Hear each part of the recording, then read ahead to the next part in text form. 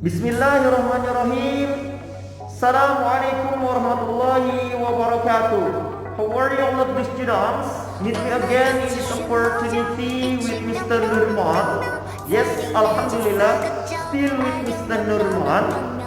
In this opportunity, we are going to learn about Indonesian language. Of course, still through video. Have nice watching and then pay attention.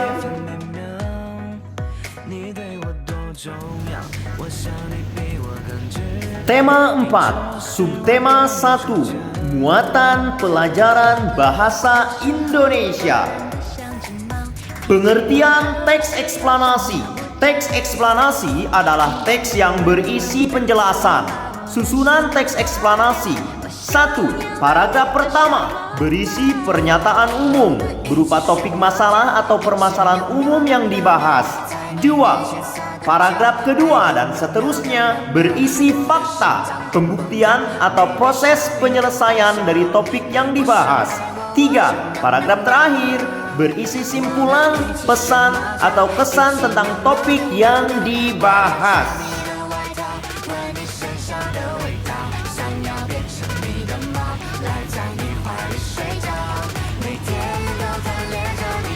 Kemudian menemukan informasi penting dalam teks eksplanasi. Setiap teks eksplanasi memiliki informasi penting yang dapat dipelajari.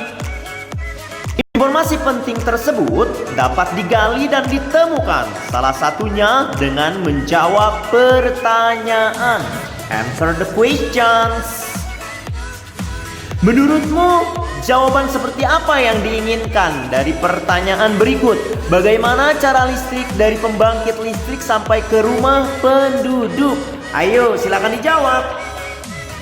Next, menyampaikan informasi penting dari teks eksplanasi. Informasi penting yang sudah kamu temukan dari membaca teks dapat disampaikan secara lisan kepada orang lain. Saat menyampaikan informasi penting, pastikan yang pertama suaramu jelas ya. Kemudian yang kedua, intonasimu juga harus jelas. Dan yang ketiga adalah tidak menimbulkan makna ganda ataupun ambigu ataupun rancu. Selanjutnya adalah menyajikan informasi penting teks eksplanasi dalam bentuk gambar seri. Informasi penting dalam teks eksplanasi juga dapat kamu sampaikan dalam bentuk gambar berseri. Pertama-tama, kamu harus menemukan informasi penting yang terdapat di dalam teks. Setelah itu, tuliskan ulang informasi yang kamu dapat dari teks eksplanasi tersebut. Perhatikan contoh gambar seri berdasarkan teks eksplanasi berikut ini. Penyebab matinya listrik. Listrik sangat dibutuhkan dalam kehidupan. Berbagai kegiatan akan berjalan lancar jika menggunakan listrik. Untuk itu, kita akan merasa terganggu jika listrik mendadak terputus atau mati. Hal itu pun juga disadari oleh perusahaan listrik negara. Matinya listrik dapat disebabkan oleh faktor luar atau eksternal. Faktor eksternal dapat berupa gangguan dari alam seperti petir yang menyambar kabel. Selain itu, pohon dan hewan yang mengenai kabel juga dapat menyebabkan terputusnya aliran listrik. Penggalian tanah yang merusak kabel bawah tanah juga menjadi penyebab matinya listrik. Selain faktor eksternal, matinya listrik juga dapat disebabkan oleh faktor dari dalam ataupun internal. Faktor internal berupa aliran listrik dari stasiun pembangkit terputus. Terputusnya aliran listrik dapat disebabkan ketidaksiapan pembangkit dan gangguan transmisi atau distribusi. Selain itu, gangguan komponen dan peralatan yang terpasang pada jaringan juga menyebabkan mati listrik. Kita bisa ikut mencegah terjadinya mati listrik.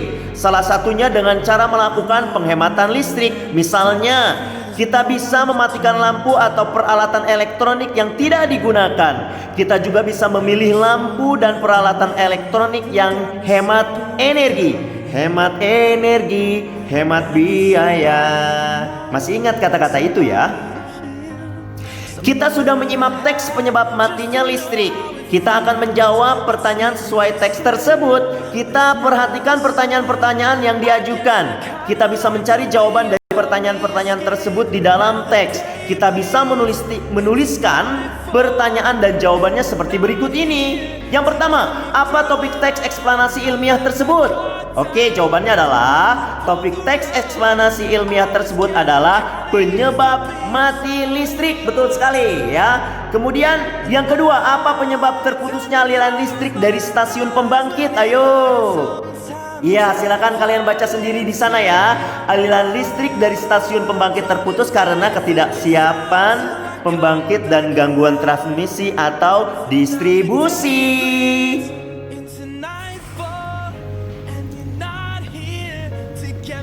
Kita sudah menjawab pertanyaan sesuai dengan teks. Sekarang nih kita akan membuat gambar berseri tentang informasi penting dari teks.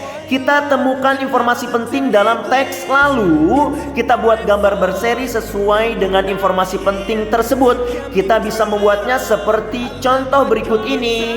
Let's check it out. Silakan diperhatikan, dipahami ya dari gambar-gambar yang ada berikut ini. Dari nomor 1 dan nomor 2, 3, serta nomor 4. Berikutnya adalah tema 4, subtema 2. Menemukan informasi penting dari teks yang dibacakan. Langkah-langkah menemukan informasi penting dari teks yang dibacakan yaitu: yang pertama, dengarkanlah teks yang dibacakan dengan cermat. Yang kedua, catatlah informasi penting dari teks. Yang ketiga, kembangkanlah informasi tersebut menjadi kalimat yang utuh. Yang keempat nih, rangkailah kalimat tersebut hingga menjadi paragraf baru. Yang kelima, sampaikan secara lisan kepada teman-temanmu.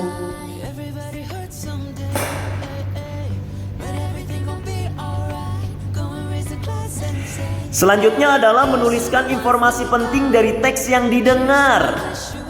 Informasi penting yang kamu temukan dari mendengarkan teks juga dapat kamu sampaikan dalam bentuk tertulis. Kemudian, dengarkan teks dengan seksama. Tulislah informasi penting yang kamu temukan. Tuliskan dalam bentuk kalimat efektif dan menggunakan kata-kata baku, ya. Contoh menemukan dan menuliskan informasi penting dari paragraf. Arus globalisasi sudah menjangkau hampir di semua aspek, mulai dari ekonomi, budaya, hingga bahasa. Saat ini, bahasa Indonesia sudah banyak dipelajari di negara lain. Pengajaran tersebut dimuat dalam program BIPA, Bahasa Indonesia untuk Penutur Asing. Hingga saat ini, sudah lebih dari 77 negara di dunia yang mempelajari bahasa Indonesia. Jadi, informasi penting dari teks di atas adalah, ya, hingga saat ini sudah lebih dari 77 negara di dunia yang mempelajari bahasa Indonesia. Pengajaran tersebut dimuat dalam program BIPA, Bahasa Indonesia untuk Penutur Asing. Ternyata sudah ada 77 negara di dunia yang mempelajari bahasa Indonesia ya, anak-anakku sekalian. Baru tahu kan? For the next adalah menemukan informasi penting suatu teks dengan menjawab pertanyaan. Yang pertama, setiap teks eksplanasi selalu memuat informasi penting di dalamnya. Kemudian yang kedua, kamu dapat menemukan informasi penting tersebut dengan cara membaca sungguh-sungguh. Kemudian yang ketiga nih anak-anakku sekalian, setelah selesai membaca keseluruhan isi teks, kamu dapat mengajukan pertanyaan-pertanyaan tentang teks. Ayo kemukakan pertanyaanmu setelah baca teks di bawah ini. Untuk mencari informasi dari teks berikut, kamu bisa menggunakan kata tanya dalam membuat pertanyaan. Lihat ini ada teksnya ya. Arus globalisasi yang pesat sangat berpengaruh bagi berbagai bidang kehidupan, khususnya di bidang teknologi, kemajuan teknologi dan berikutnya. Ya, kemudian selanjutnya adalah menuliskan informasi penting. Suatu teks menggunakan kosakata baku dalam kalimat efektif. Informasi yang sudah kamu temukan dalam teks dapat kamu tuliskan menggunakan kalimat efektif. Kemudian kalimat efektif ditulis menggunakan kosakata yang sesuai konteks dan tidak bermakna ganda atau rancu. Dan selanjutnya adalah kamu dapat menggunakan kosakata baku untuk menuliskan kalimat efektif. Contoh kosakata tidak baku dan kosakata baku. Nah, di sini ada kosakata tidak baku, yaitu project. Itu adalah kosakata tidak baku dan kosakata bakunya adalah proyek ya. Harusnya menggunakan Y bukan J. Kemudian yang berikutnya adalah energy. Itu adalah kosakata tidak baku sedangkan kosakata bakunya adalah energi. Kenapa? Yang tepatnya adalah energi karena kosakata bakunya menggunakan akhiran huruf I. Kemudian yang ketiga adalah mensalurkan. Itu adalah kosakata tidak baku. Kosakata bakunya adalah menyalurkan. Pembahasannya adalah dalam bahasa Indonesia ketika ada sebuah kata yang berawalan huruf K, S, T, dan P akan menjadi luluh atau hilang ketika menjumpai imbuhan me seperti mensalurkan. S pada kata salur akan hilang atau luluh sehingga berubah menjadi menyalurkan. Begitu ya anak-anak. Berikutnya kosakata tidak baku adalah dinikmati. Yang kosakata bakunya adalah dinikmati. Mengapa kosakata ini tidak baku? Karena kata depan di seharusnya digabungkan dengan kata nikmati. Untuk kata depan di yang terpisah dari kata berikutnya harus menunjukkan tempat. Contohnya di rumah, di spasi rumah, di sekolah, di spasi atau jarak ya, kemudian sekolah. Jadi kesimpulannya adalah untuk kosakata baku pada kata dinikmati, huruf di dan kata nikmati itu digabungkan karena kata nikmati bukan menunjukkan tempat. Ayo cari kosakata baku dari kata-kata berikut ini. Diperoleh pengajian di wilayah uji coba sumber daya. Dicari ya kata-katanya, kosakata bakunya tentunya. Have a nice work.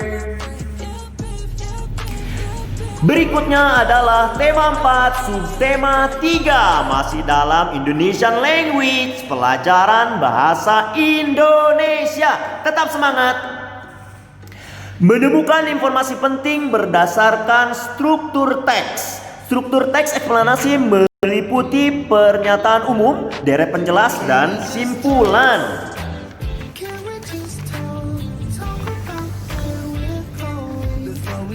Pernyataan umum memuat topik atau permasalahan yang dibahas dalam teks.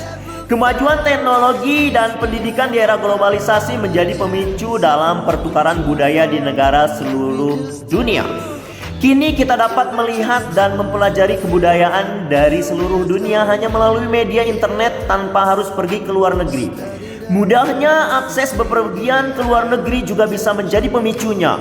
Seperti orang dari luar negeri yang datang ke Indonesia dan membawa serta kebudayaan dan kesenian dari negara asalnya. Jadi pernyataan umum dari teks tersebut adalah kemajuan teknologi dan pendidikan di era globalisasi menjadi pemicu dalam pertukaran budaya di negara seluruh dunia. Itu ya pernyataan umumnya. Bisa diperhatikan di kalimat yang ditebalkan ataupun di bold yang paling atas ya. Itu adalah pernyataan umumnya. Oke.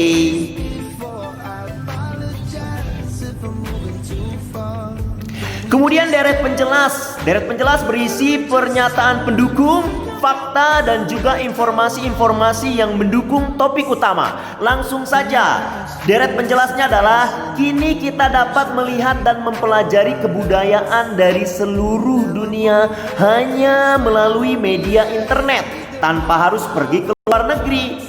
Mudahnya akses berpergian ke luar negeri juga bisa menjadi pemicunya.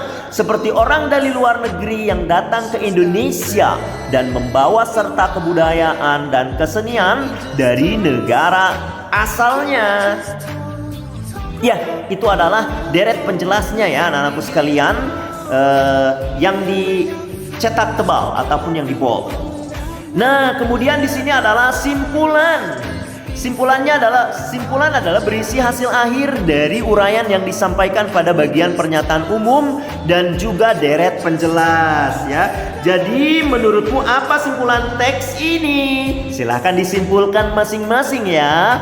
Oke, berikutnya adalah langkah-langkah melengkapi teks rumpang. Teks rumpang berarti ada bagian teks yang masih kosong. Kamu dapat melengkapi bagian tersebut dengan mengikuti langkah-langkah berikut ini. Yang pertama, bacalah teks yang ada dengan cermat. Yang kedua, temukan topik atau permasalahan yang dibahas dalam teks tersebut. Yang ketiga, perhatikan sebelum dan sesudah bagian yang rumpang. Yang keempat nih, lengkapilah bagian rumpang tersebut dengan menghubungkan bagian sebelum dan sesudahnya. Dan yang kelima, pastikan kamu menggunakan bahasa Indonesia yang baik dan benar dengan memperhatikan pedoman umum ejaan bahasa Indonesia. Itu yang perlu kalian perhatikan. Oke?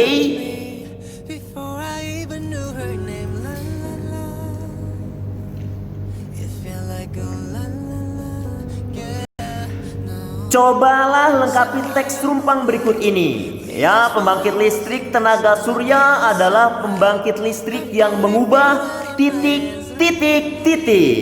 Pembangkit listrik dapat dilakukan dengan pemusatan energi surya.